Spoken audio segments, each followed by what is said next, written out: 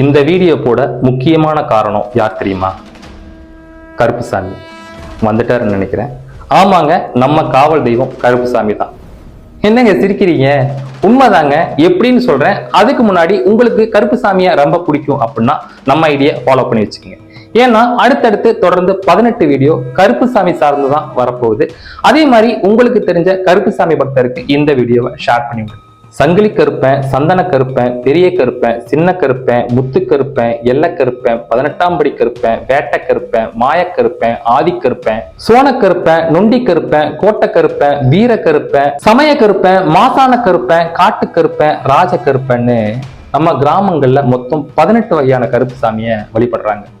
இந்த ஒவ்வொரு பேரும் வெறும் பேர் கிடையாது. இந்த ஒவ்வொரு பேருக்கு பின்னாடியும் ஒரு கதை இருக்கு. சமீபத்துல சூர்யா சார் நடிச்ச கருப்பு படம் பார்த்துட்டு நம்மளும் நம்ம ஐடியால ஆன்மீகம் சார்ந்த வீடியோ போட்டு ரொம்ப நாள் ஆச்சே அப்படின்னு கருப்பு சார்ந்து சர்ச் பண்றப்பதான் இந்த அதிசயம் நடந்துச்சு. இந்த வீடியோ மட்டும் இல்லைங்க, இது மாதிரி 18 வீடியோ கூட கருப்புசாமியோட அருள் கிடைச்சது இல்ல ஐடியா கிடைச்சது, எப்படி வேணா வச்சுக்கோங்க. கருப்புசாமி இந்த பேருக்கு பின்னாடி இருக்கிற ரகசியம் என்ன?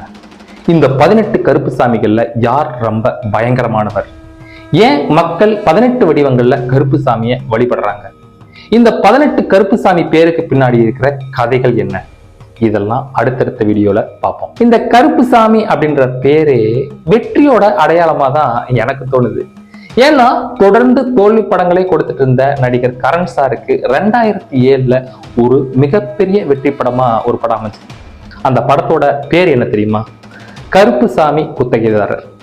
இந்த படத்துல வர்ற கடைசி பாட்டுக்கு தியேட்டர்ல நிறைய பேர் சாமி வந்து ஆடுனாங்க. இப்ப சூர்யா சாரோட கருப்பு படத்துக்கு இது சாதாரணமா நடக்குதா இல்ல கருப்பனோட அருளா தெரியல. அடுத்த வீடியோ சங்கிலி கருப்பன் பத்தினது, மிஸ் பண்ணிடாதீங்க.